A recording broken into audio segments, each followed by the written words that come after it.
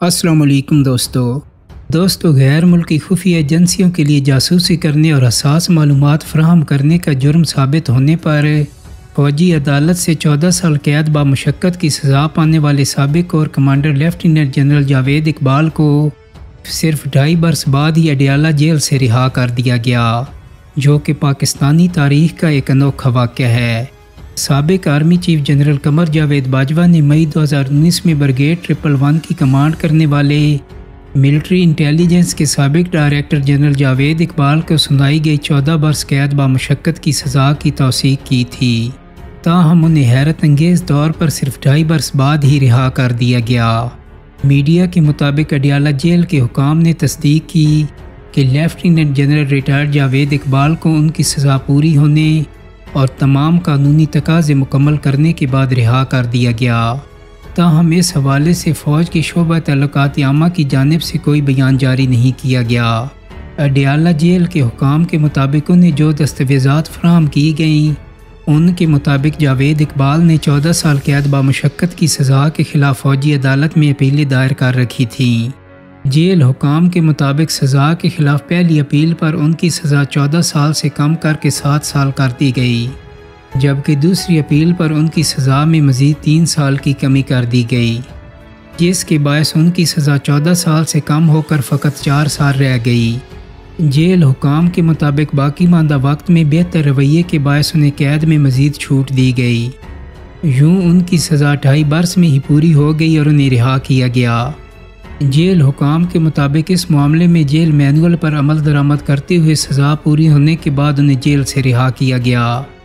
دوستو، lieutenant general Javed Iqbal نے Lahore high court میں دائر اپنی درخواست میں خود پر تمام الزامات سے انکار کیا تھا اور کہا تھا کہ ان پر آفیشیل سیکرٹ ایکٹ کے تحت وہ معلومات دینے کا الزام لگایا گیا ہے جو انٹرنیٹ پر موجود ہیں، اور بیشتر معلومات فوج کے شعبہ تعلقات عامہ نے خود جاری کی ہیں۔ لیفٹیننٹ جنرل جاوید اقبال کے خلاف مارچ 2019 میں کورٹ مارشل کی کارروائی شروع ہوئی تھی اور مئی 2019 میں انہیں 6 الزامات پر 14 سال قید کی سزا سنائی گئی۔ لیفٹیننٹ جنرل جاوید اقبال کی طرف سے دائر پٹیشن میں ان کی طرف سے تمام الزامات کی تفصیل دی گئی ہے، جس کے مطابق ان پر 6 مختلف الزامات لگے۔ ان پر پہلا الزام اپنی ذاتی معلومات اور اپنی آخری 3 تعیناتیوں کی معلومات عام کرنا تھا۔ دوسرا الزام یہ تھا کہ انہوں نے دشمن کو بتایا کہ وزیراعظم 3 ناموں کے پینل میں سے کسی ایک کو بطور آرمی چیف تعینات کرتا ہے۔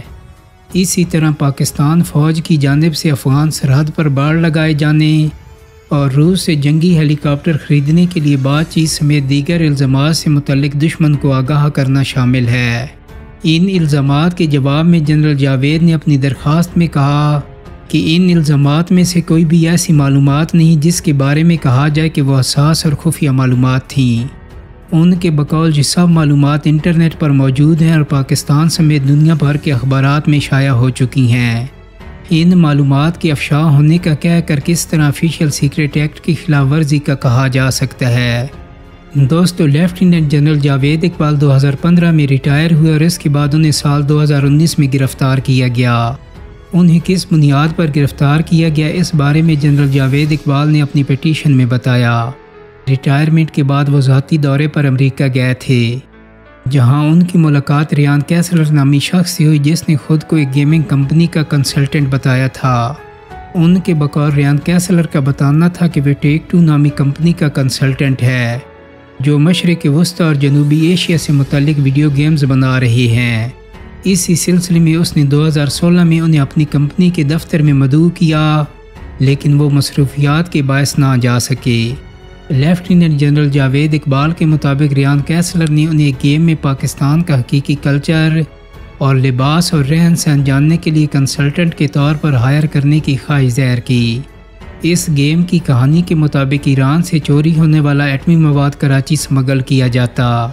کراچی کی گلیوں میں سمگلرز اور پاکستانی فوج کے درمیان ان ہتھیاروں کی تلاش میں لڑائی ہوتی ہے۔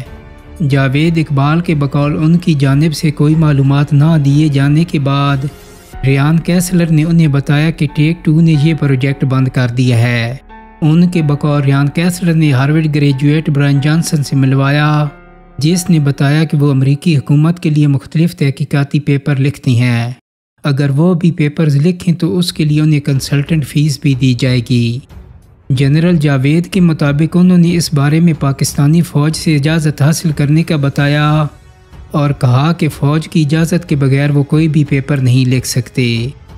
بعد ازاں لیفٹیننٹ جنرل جاوید اقبال نے اس بارے میں اس وقت کے chief of general staff lieutenant general Bilal Akbar سے بات کی، جنہوں نے اس پر آمادگی کا اظہار کیا، لیکن army chief general Qamar Javed Bajwa سے ملنے اور اجازت لینے کا کہا۔ لیفٹیننٹ جنرل جاوید اقبال کی پٹیشن کے مطابق وہ 2018 میں امریکہ کے دورے سے وطن واپس لوٹے تو انہیں سینے میں تکلیف ہوئی، جس کے باعث انہیں راولپنڈی میں AFIC میں داخل کروایا گیا، جہاں جنرل باجوہ نے ان کی عیادت کی اور اس دوران اس بارے میں بھی بات ہوئی، جس پر جنرل باجوہ نے کہا کہ آپ ان لوگوں کے ساتھ رابطہ رکھیں، آپ کی صحت بہتر ہونے پر اس بارے میں بات کریں گے۔ ان کی پٹیشن کے بقول نے چند روز بعد DGISI کی کال موصول ہوئی، جس میں انہوں نے ملنے کا کہا، جس کے بعد ISI کے افسران ملنے آئے۔ جنرل جاوید کے مطابق 5 دسمبر 2018 کو DGMI اور دیگر اعلیٰ افسران کے ساتھ ان کی ملاقات ہوئی، جہاں ان سے پوچھا گیا کہ کیا آرمی چیف کا پروفائل امریکی اہلکاروں کو بتایا گیا ہے یا نہیں۔ دوسرا سوال یہ تھا کہ کیا میری اہلیہ امریکی گرین کارڈ ہولڈر ہیں۔ جنرل جاوید کے بقول ابتدائی پوچھ گچھ کے بعد انہیں حراستی مراکز میں لے جایا گیا، جہاں 3 افسران نے ان سے تفتیش کی اور اس دوران 9 سے 10 پولی گراف ٹیسٹ کیے گئے۔ ان سے بینک اکاؤنٹس کی معلومات اور جائیدادوں کے متعلق تمام تفصیلات حاصل کی گئیں۔ اس کے بعد انہیں گھر جانے کی اجازت دے دی گئی۔ 18 مارچ 2019 کو لاہور میں کور کمانڈر 1 کور نے ان کی فیلڈ جنرل کورٹ مارشل کی کارروائی کی اور لیفٹیننٹ جنرل بلال اکبر ان کے خلاف بطور عدالتی گواہ پیش ہوئے۔ 30 مئی 2019 کو انہیں 14 سال قید کی سزا سنا دی گئی۔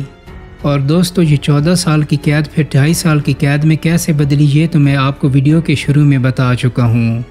دوستو، امید کرتا ہوں کہ میری آج کی ویڈیو آپ کو پسند آئی ہوگی۔ اگر ویڈیو اچھی لگی ہے تو اس کو لائک اور شیئر کر دیں۔ میرے چینل کو سبسکرائب کرنے کے ساتھ ساتھ بیل آئیکن کو بھی کلک کر دیں تاکہ آپ کو میری آنے والی مزید ویڈیوز کے نوٹیفیکیشن ملتے رہیں۔ بہت جلدی ایک نئی ویڈیو کے ساتھ ملاقات ہوگی۔ اپنا بہت سارا خیال رکھیے گا۔ اللہ حافظ۔